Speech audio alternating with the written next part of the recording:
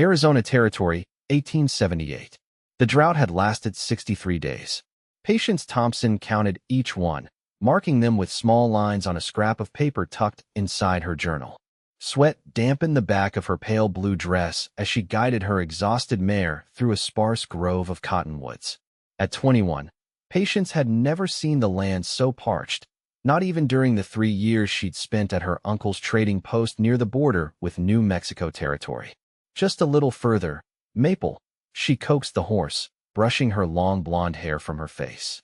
The water in her canteen had gone warm hours ago, and now there was barely a swallow left. She'd been a fool to venture this far alone, but the argument with Uncle Morris had left her no choice but to ride out, to escape his latest scheme to marry her off to some passing trader twice her age. A woman needs protection out here, he'd insisted. You can't stay unwed forever. I would rather face 100 Apaches alone than marry Tobias Wilcox, she'd shot back before storming out. Now, as twilight approached and the vast desert began to cool, Patience realized her error. The landmarks she knew had disappeared in the growing darkness, and the mountain range she'd used to orient herself looked unfamiliar in the fading light. Her false confidence, that she could navigate the frontier as skillfully as any man, was crumbling with each step her horse took. Patience believed, deep in her heart, that independence meant isolation. Trust had only ever brought her pain. First when her parents died of fever on the journey west, then when her first love abandoned her for the California gold fields. The frontier had taught her a harsh lesson: rely on yourself or perish. After another hour of wandering, with night fully descended and Maple nearly stumbling with exhaustion, Patience dismounted beside a small outcropping of rocks. She unsaddled the horse, rubbed her down with a cloth, and secured her to a scrubby mesquite tree that offered little shade but would keep the mare from wandering. We'll find our way back at first light, she whispered, though doubt crept into her voice. The stars emerged brilliant and clear in the moonless sky, a canopy of diamonds stretching from horizon to horizon. Despite her predicament, Patience felt a moment of peace wash over her. She spread her bedroll on a patch of sand, placed her father's old revolver beside her, and laid down to rest her aching body. Sleep, when it came, was surprisingly deep. Elias Clearwater moved like a shadow through the desert night. At 25, he had earned his place among the warriors of his band, though many still viewed him with suspicion. His mother had been Apache, but his father was a white cavalry officer who had abandoned them both before Elias was born. This mixed heritage had left him caught between two worlds, respected for his skills as a scout and hunter, but never fully trusted by either side in the ongoing conflicts. He had been tracking a mountain lion that had killed 2 of the band's goats when he spotted the horse tethered to the mesquite tree. Approaching silently, Elias noticed the sleeping form of a young woman beside the rocks. Her blonde hair caught what little starlight filtered down, creating a pale halo around her face. Elias frowned. What was a white woman doing alone in Apache territory? The cavalry had been pushing deeper into their lands with each passing season, and tensions were mounting. Just 3 days ago, a group of settlers had fired upon a hunting party without provocation. His first instinct was to disappear back into the night, to continue his hunt and leave the white woman to her fate. The teachings of his Apache mother's people told him to protect the band first. A lone white woman could bring soldiers searching, and soldiers always brought death. But something made him hesitate. Perhaps it was the memory of his mother's words before she died of the white man's coughing sickness. Your 2 bloods are not a weakness, my son, but a bridge. Choose always the path of honor. As Elias watched, a sound drew his attention. The subtle shift of rocks, the nearly imperceptible hiss, a diamondback rattlesnake, disturbed from its nightly hunt, was coiling less than 3 feet from the sleeping woman. In that moment, Elias's decision was made for him. Patience awoke to the sensation of movement. Strong arms cradled her against a warm chest, and the rhythm of footsteps jostled her gently. Stars still blazed overhead, but they were moving, or rather, she was moving beneath them. Panic surged through her body. "Let me go," she cried, thrashing against her captor. "Be still," a deep voice commanded in accented English. "Snake. Poisonous. Near your blanket."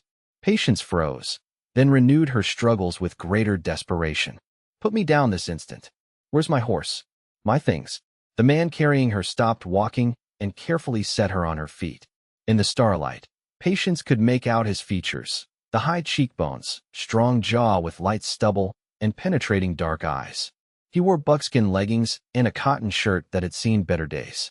His black hair was pulled back with a leather cord, and a knife hung at his belt. "I am Elias," he said simply. "Your horse follows." He gestured behind them where Maple trudged along, still saddled, with Patience's bedroll and satchel secured to the saddle. "You're Apache," Patience said, taking a step back. "Yes, and you are lost." It wasn't a question, but Patience bristled at the accuracy of his assessment. "I know exactly where I'm going. Back to Copper Springs Trading Post." Elias shook his head. "Copper Springs is 2 days' ride northeast. You go southwest." Patience felt the blood drain from her face. 2 days in the wrong direction, with barely any water left. She struggled to maintain her composure. "Why help me? Everyone knows the Apache are at war with settlers." Elias studied her for a long moment. "Not all Apache. Not all settlers." He pointed to the sky. "Stars say rain comes soon. Desert flash floods dangerous. Need shelter." The practicality of his concern cut through Patience's fear. She looked up at the stars, then back at this unexpected savior. Everything she'd been taught told her to run, to fear this man. Yet he had carried her away from danger, had brought her horse along rather than stealing it. "I'm Patience Thompson," she finally said, the admission feeling like a surrender of sorts. "Patience," he repeated, the name sounding different in his mouth, more musical somehow. "Come. I know place safe from water when it comes." Against every instinct bred into her on the frontier, Patience nodded and followed as Elias began walking again, leading her horse. By dawn, dark clouds had gathered on the horizon, and a rare humidity hung in the air. Elias had guided them to a natural overhang in a sandstone cliff, high enough above the wash to be safe if flash flooding occurred. A small fire crackled near the back of the shelter, its smoke finding natural vents in the rock ceiling. Patience sat across from Elias, sipping sparingly from his water skin. Her own canteen lay empty beside her. "Why were you alone?" Elias asked, feeding twigs into the fire. Patience hesitated, then sighed. "My uncle wants me to marry. I refused." "So you run to desert to die instead?" There was no judgment in his tone, only curiosity. "I wasn't planning to die," Patience said defensively. "I just needed to think. To be away from his demands." Elias nodded. "Among my people, marriages are arranged sometimes. But women can refuse." "Your people have more sense than mine, then," Patience said with a small smile, surprising herself. When was the last time she had smiled at anyone? "Your uncle at Copper Springs Trading Post?" "Yes. Morris Thompson. He took me in when my parents died crossing the Mississippi." The admission felt strangely easy to make to this quiet, observant man. "I know this place. Trade there sometimes. For things we cannot make." Patience looked at him with new interest. "I've never seen you there." "Some days, better for Apache to not be seen," Elias replied simply. The first fat drops of rain began to fall outside their shelter, quickly becoming a torrential downpour that transformed the dry wash below into a churning river of muddy water. Patience watched in awe at how quickly the landscape changed. "You saved my life," she said quietly. "With the snake, and now this. I would have been swept away if I'd still been sleeping where you found me." Elias shrugged. "The Great Spirit put you in my path. Do you often rescue white women lost in the desert?" A rare smile crossed his face. "First time, maybe last." Something in his gentle humor broke through another layer of Patience's wariness. "Tell me about your people.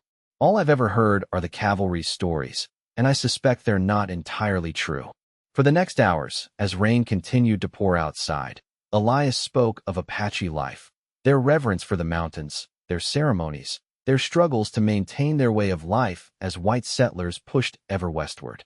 Patience listened, entranced by glimpses into a world so different from her own, yet filled with the same human desires for family, purpose, and home. When Elias finally fell silent, Patience realized she had moved closer to him during his stories, drawn in by the rhythm of his words. Now, barely an arm's length separated them. "Your turn," he said softly. "Tell me of Patience Thompson." And so she did, about losing her parents at 14, about learning to help her uncle run the trading post, about her secret dream of becoming a teacher if a school were ever built in the territory. She spoke of her loneliness at the trading post, where most saw her only as a potential wife or servant. "I've convinced myself I don't need anyone," she confessed, watching the fire's embers glow. "That needing others only leads to disappointment." "All creatures need others," Elias said. "Even the wolf has its pack." "And you? Do you have a pack?" Patience asked, suddenly wondering if he had a wife waiting for him. "My mother died 3 winters past. My father I never knew. The band accepts me because I am useful, but—" He trailed off, and Patience understood the unspoken truth. His mixed blood left him perpetually on the periphery, not fully belonging anywhere. In that moment, she recognized a kindred spirit in this warrior who had saved her life. Both of them adrift, both clinging to independence as a shield against rejection.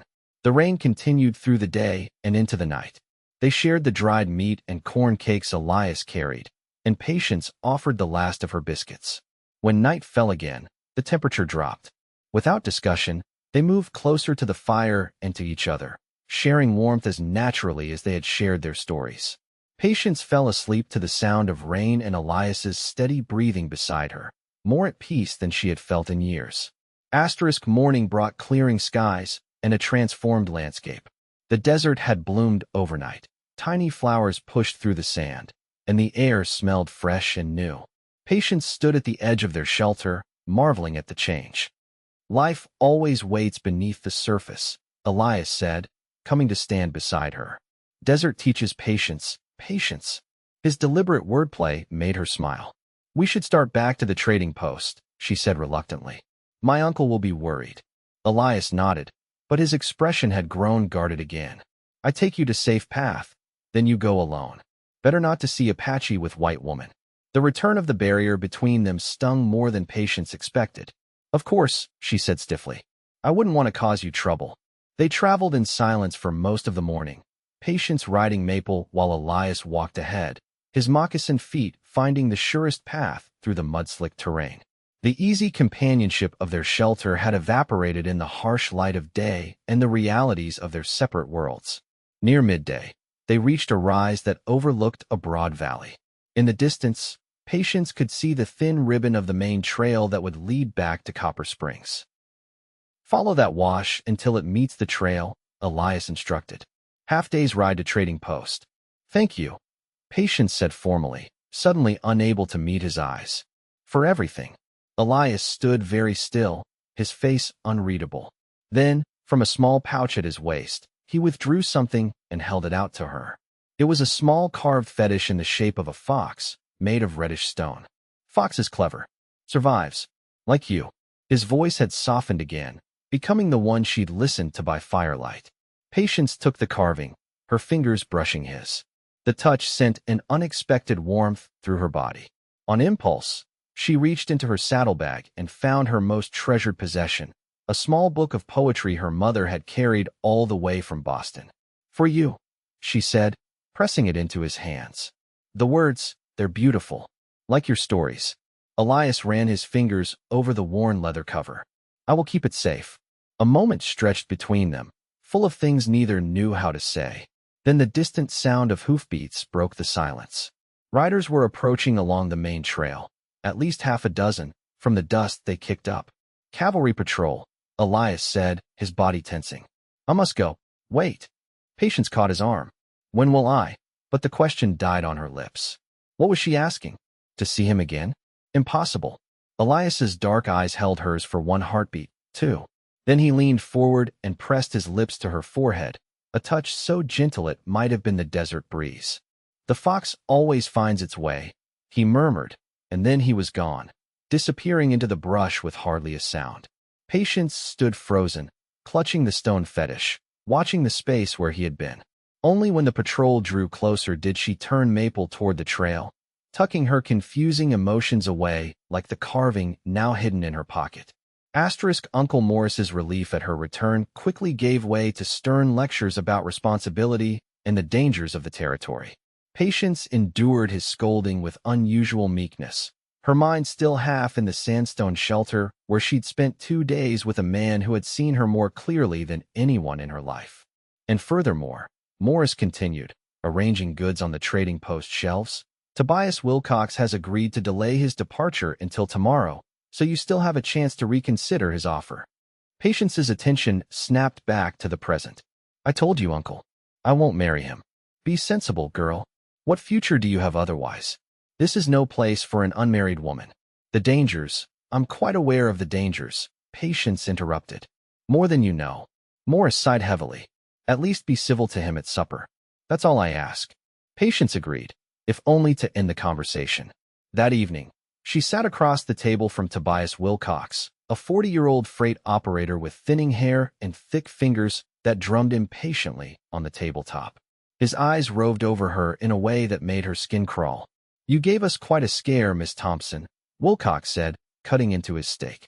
Lucky you weren't captured by savages out there. Heard tell the Apaches have been active again near the southern ridge. Patience stiffened. Perhaps they're just trying to protect their homes. Wilcox snorted. Savages don't have homes. Just temporary camps they abandon at the first sign of civilization. Progress is coming to the territory, Miss Thompson, whether they like it or not.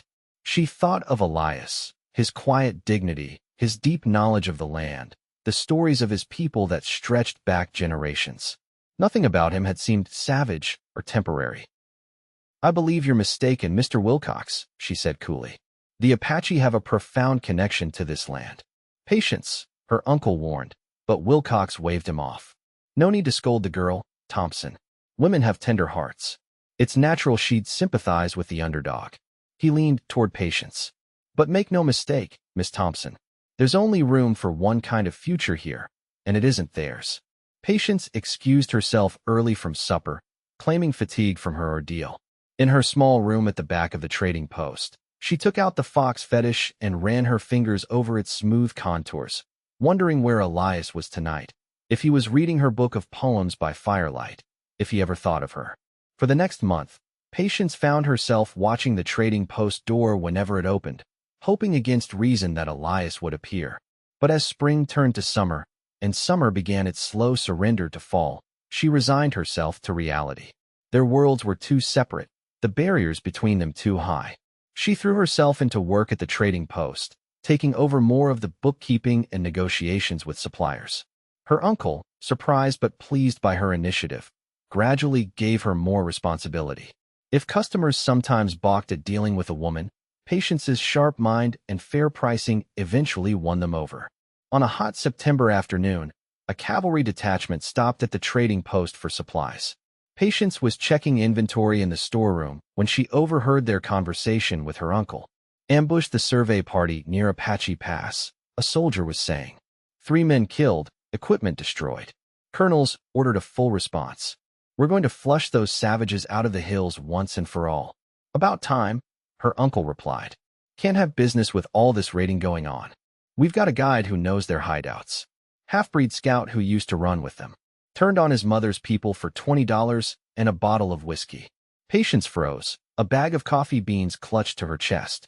A half-Apache scout leading soldiers to his people? It couldn't be Elias. He would never betray his band that way, would he? She emerged from the storeroom, trying to appear casual. When do you begin this operation, Lieutenant? The young officer straightened at her appearance, tipping his hat. Dawn tomorrow, miss. We camp at Cottonwood Spring tonight, then head into the mountains. Patience nodded and retreated to the porch, her mind racing. Cottonwood Spring was only 5 miles west. If she rode out tonight, the plan formed with startling clarity. She would warn Elias and his people. She owed him her life. She could not stand by while his band was attacked. But deeper than obligation ran a current she could no longer deny. In the months since their parting, Elias had never left her thoughts. The connection between them, forged in those 2 days of storm and shelter, had only grown stronger in his absence. That night, Patience waited until the trading post was quiet before slipping out to the stable. She saddled Maple, secured a pack with food and water, and tucked her father's revolver into her belt. The fox fetish hung on a leather cord around her neck, hidden beneath her blouse. The ride to Cottonwood Spring took longer in the darkness, but the quarter moon provided enough light to follow the trail. When she neared the cavalry camp, Patience tethered Maple in a stand of trees and continued on foot. The camp was easily found. Campfires blazed and men's voices carried in the night air. Patience crept closer, staying in the shadows, searching for any sign of the half-Apache scout. She was about to retreat and try another approach when a figure separated from the main camp and walked toward the spring. Even in silhouette, she recognized the set of his shoulders, the fluid way he moved. Elias. Relief flooded through her, followed immediately by dread. So it was true. He was guiding the soldiers. She waited until he knelt alone beside the spring, then emerged from her hiding place. Elias, she whispered. He spun, knife drawn, then froze when he recognized her. Patience. His voice was rough with disbelief. What are you doing here? Warning you. I heard the soldiers talking. They said their scout is leading them to Apache camps tomorrow. Her voice broke. Tell me it isn't you. In the moonlight, his face was a mask of controlled emotion. You should not be here. Answer me. Her whisper was fierce now. Are you betraying your people? Elias glanced back toward the camp, then took her arm and led her deeper into the shadows. I am leading them away from my people, he said in a low voice. Into canyons where there are no camps, never were. By the time they realize, the band will have moved to winter grounds. Relief made Patience's knees weak. Thank God. I thought. You thought I sold my honor for whiskey and coin. His tone was harsh, but hurt lurked beneath it. I didn't know what to think. I haven't seen you in months, haven't heard a word. I came to Trading Post twice, Elias interrupted. Watch from hills. You were there, but not alone. Man with fancy hat, fancy gun, holding your arm. Tobias Wilcox, Patience said, understanding dawning. My uncle's choice, not mine. I refused him. Something shifted in Elias's expression. Why? The simple question demanded a complicated truth. Patience took a deep breath. Because every time he touched me, I thought of you instead. Elias went very still. Then, slowly, he reached out and traced the line of her cheek with his fingertips. I read your book. Many times. Words about love, about souls meeting. I did not understand all words, but I felt them. Patience caught his hand and pressed it to her cheek. I've missed you. Dangerous, this feeling between Apache and white woman. I don't care, Patience said with sudden fierceness. The world may tell us we're wrong, but they don't understand. When I'm with you, I feel whole. A shout from the cavalry camp broke the moment. Someone had noticed Elias's absence. You must go, he said urgently. Now? Return to Trading Post. And then what? Wait another 3 months to see if you appear? Patience demanded. No. Tell me where to find you, after you've led the soldiers astray. Elias hesitated, torn between caution and longing. 4 days from now, canyon with red rocks, 3 miles east of Split Mountain. Wait at sunset. Patience memorized the directions, then, on impulse, pulled the fox fetish from beneath her blouse. I've kept it with me. Always. Elias's eyes softened. He reached inside his shirt and produced her book, its leather cover now decorated with intricate designs burned into the surface. As I have this. Another shout, closer now. Go, Elias urged, giving her a gentle push.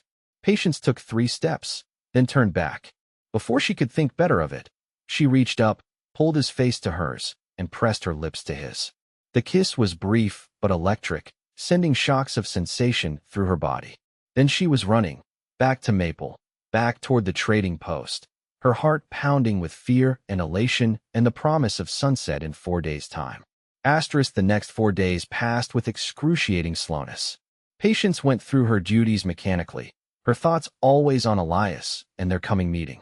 Had he successfully misled the cavalry? Was his band safe? Would he really be waiting for her? On the 4th day, she told her uncle she was riding to the Hendersons' homestead to trade for some of Mrs. Henderson's preserves. Instead, she pointed Maple east toward Split Mountain. The canyon with red rocks was exactly where Elias had described, its walls glowing crimson in the late afternoon sun. Patience dismounted and led Maple to a small pool fed by a spring, then settled on a boulder to wait for sunset. As the sun dipped toward the horizon, painting the canyon walls in deeper shades of red and gold, doubt began to creep in. What if he'd been discovered by the soldiers? What if this was all a fool's errand, driven by a romantic fantasy that could never exist in the real world? The sound of a pebble dislodging from above made her look up. Elias stood on a ledge 20 feet above, outlined against the sunset sky. Relief washed through her as he made his way down to the canyon floor. They stood 3 feet apart, drinking in the sight of each other. Elias looked thinner than before, a new scar visible on his forearm, but his eyes were the same, deep, observant, seeing through to her core. "You came," he said simply. "Did you doubt I would?" "World gives many reasons to doubt." He stepped closer. Soldiers lost in canyons for 2 days. Very angry, but no Apache found. "Good," Patience said, closing the distance between them. "Elias, I've been thinking about us. About what's possible." "Us," he repeated, the words sounding strange on his tongue. "Apache warrior and trading post woman. Is it so impossible? Others have done it. I've heard of settlers marrying into tribes, of mixed families making their way. Always choosing one world or other," Elias pointed out. "Your world or mine. Someone always losing. Then we make our own world," Patience said, the idea forming even as she spoke it. "Not at the trading post, not with your band, but somewhere in between. Somewhere we can both belong." Elias studied her face, searching for doubt or fear. Finding none, he took her hands in his. "I have place. Hidden Valley, 2 days' ride south. Good water, good soil. No one claims it. Too small for white ranchers, too far from Apache hunting grounds." Hope flared in Patience's chest. "You've thought about this too." "Every day since rain shelter," he admitted. "But never believed possible." "It is possible," Patience insisted. "I have some money saved. Enough for supplies, seeds, tools. We could build something there, Elias. Something that's ours."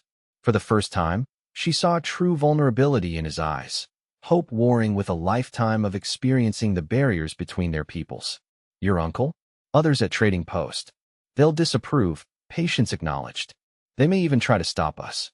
But I'm of age, and the law can't prevent me from choosing my own path." She squeezed his hands. "I'm tired of letting fear of loneliness keep me isolated. You showed me there's another way." Elias brought her hands to his lips and kissed them gently. "Patience Thompson. Brave like fox, stubborn like mule." She laughed, the sound echoing off the canyon walls. "Is that a yes?" Instead of answering, he drew her into his arms and kissed her properly. A kiss that spoke of months of longing, of barriers broken, of futures reimagined. When they finally parted, both breathless, the sun had set and the first stars were appearing overhead. "Yes," Elias said against her hair. "We make our own world." Their plan took shape over the next 2 weeks, in stolen meetings at the canyon. Patience gradually converted her savings to supplies, secreting them away in an abandoned line shack a mile from the trading post. Elias scouted the route to their valley, marking the safest trails and water sources. When the time came to leave, Patience wrote a letter to her uncle explaining her choice, asking for his understanding, if not his blessing. She left it on the trading post counter along with the deed to her mother's silver brooch, the only item of value she wasn't taking with her. Elias met her at the line shack just after midnight.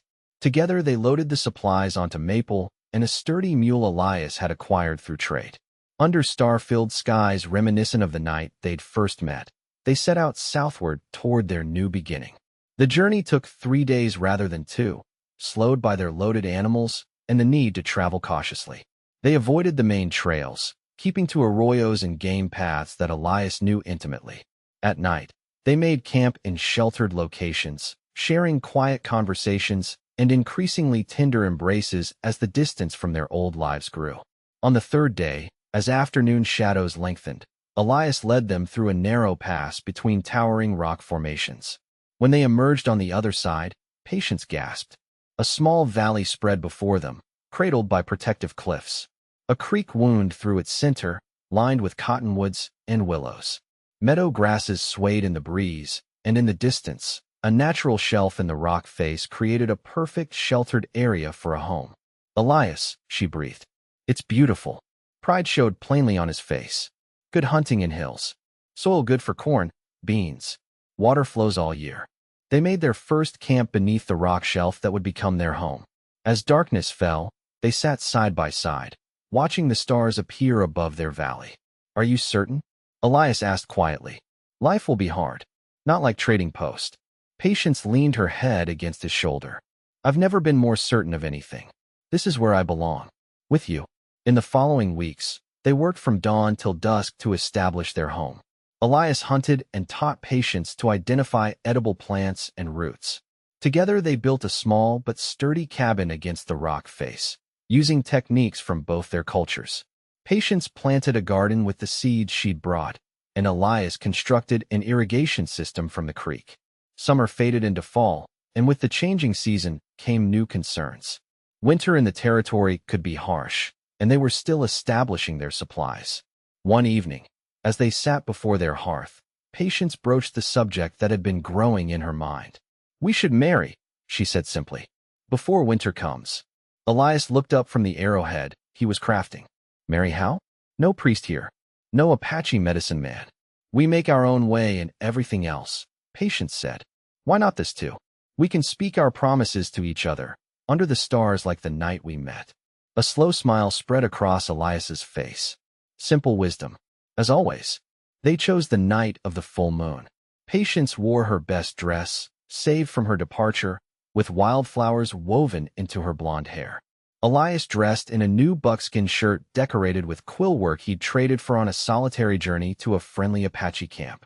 Under the vast canopy of stars, beside the creek that sustained their new life, they joined hands and spoke promises from their hearts, pledges of love, loyalty, and a shared future that bridged their different pasts. Elias placed a ring on her finger that he'd crafted from silver traded from Mexican herders. Patience gave him a woven band of horsehair to wear around his wrist, each strand representing a promise. Their first winter together tested their resolve. Snow fell earlier than expected, game grew scarce, and the isolation sometimes weighed heavily. But in the evenings, as they huddled near their fire, Patience would read aloud from her poetry book while Elias carved intricate designs into pieces of wood and bone. They created their own traditions, blending Apache ceremonies with celebrations Patience remembered from her childhood. When spring finally arrived, it brought unexpected visitors. Patience was tending the newly planted garden when she heard Elias's warning whistle from his hunting perch on the ridge. Moments later, riders appeared at the valley entrance, 3 men, one leading a pack horse. Patience's heart froze when she recognized her uncle at the head of the group. Elias materialized at her side, bow in hand, his face set in hard lines. Stay behind me, he murmured. No, Patience said firmly. We face them together. This is our home. The riders approached slowly. Beside her uncle rode Tobias Wilcox and the local cavalry lieutenant. None had weapons drawn, but their expressions were grim. Patience, her uncle called when they were 30 yards away. Thank God you're alive. Of course I'm alive, Uncle Morris, she replied, stepping forward with Elias at her side. And well, as you can see. The 3 men halted their horses. Wilcox's gaze shifted between Patience and Elias, undisguised disgust on his face. The lieutenant kept his hand near his holster. We've come to bring you home, Morris said, dismounting carefully. Been searching for months. Finally found a trader who'd seen you heading south. I am home, Patience said, reaching for Elias's hand. This is my husband, Elias Clearwater. This is our place. Morris flinched at the word husband, while Wilcox spat on the ground. Husband, Wilcox sneered. Living in sin with a savage is more like it. Elias tensed beside her, but Patience squeezed his hand in warning. We are married in the ways that matter, she said evenly. And you are uninvited guests on our land. The lieutenant cleared his throat. Miss Thompson, Mrs. Clearwater, Patience corrected. Ma'am, he amended awkwardly. There have been concerns. Reports of a white woman being held against her will by an Apache. Do I look like a captive, Lieutenant? Patience gestured to the thriving garden, the neat cabin, the smoke rising from the chimney. This is the home we've built together. Morris took a hesitant step forward. Patience, please. Think of your future. What kind of life is this? No proper society, no church, no. I have everything I need. Patience interrupted. More than I ever had at the trading post. A tense silence fell. Elias, who had remained silent throughout the exchange, finally spoke. You have ridden far. We offer water for your horses before you return. The simple courtesy, delivered in his accented but clear English, seemed to catch the visitors off guard. The lieutenant nodded first, perhaps recognizing the strategic wisdom of accepting the offer. As the men watered their horses at the creek, Patience took her uncle aside. "I didn't leave to hurt you," she said softly. "But I found something here I never thought possible. A place where I truly belong, with a man who sees me as I am, not as someone to be protected or controlled." Morris looked around the valley, taking in what they had built. Some of the rigidity left his shoulders. "You always were stubborn, like your mother." He sighed heavily. "Are you truly happy, Patience? Truly safe?" "Yes to both," she answered without hesitation. "Elias is a good man, uncle. The best I've known." Morris studied her face, then glanced at Elias, who was speaking quietly with the lieutenant by the horses. "I can see you believe that." He reached into his saddlebag and withdrew a small package wrapped in cloth. "Your mother's journal. Thought you might want it. And well, there's some money too. Not much, but it's your share of the trading post earnings." Tears sprang to Patience's eyes as she accepted the package. "Thank you." When the time came for the men to leave, Morris surprised everyone by extending his hand to Elias. "You take care of my niece," he said gruffly. Elias clasped his hand firmly. "Every day of my life." Wilcox refused any such gesture, mounting his horse with a scowl and riding ahead. The lieutenant tipped his hat to Patience before following. Morris lingered a moment longer. "Trading post will always be there," he said. "If you ever need anything." Patience embraced him briefly. "We'll come visit when the time is right." As they watched the three riders disappear through the valley entrance, Elias put his arm around Patience's shoulders. "Your uncle. Good man under rough bark." "Yes," she agreed. "Better than I gave him credit for." She turned in his arms. "Are you all right? I know this can't have been easy." Elias brushed a strand of hair from her face. "Long ago, I believed I would always be caught between worlds, never belonging to either. Now I know. We have created our own world, where both belong." Patience rested her head against his chest, listening to the steady beat of his heart. "Our own world," she repeated. "Our own story." 5 years later, Patience sat on the porch of their expanded cabin, watching the sunset paint the valley in gold. The journal in her lap was nearly full. 5 years of recording their life together, their struggles and triumphs, the growth of their home. Inside, she could hear Elias telling a bedtime story to their 4-year-old daughter, Elena, who had her father's dark eyes and her mother's blonde curls. Their 2-year-old son, Michael, had already fallen asleep, his small hand clutching the wooden fox Elias had carved for him. Their valley had flourished. The garden had expanded into productive fields, a small orchard was beginning to bear fruit, and a herd of goats provided milk and cheese. Twice yearly, they made the journey to Copper Springs to trade their surplus for supplies they couldn't produce themselves. Morris Thompson had become, if not entirely comfortable with their union, at least respectful of what they had built together.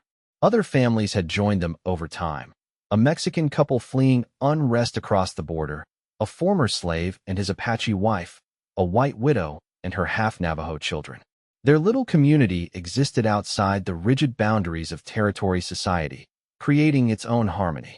Elias emerged from the cabin and sat beside her, draping a blanket over their shoulders against the evening chill. "Elena asks for Fox's story again," he said with a smile. "4th time this week.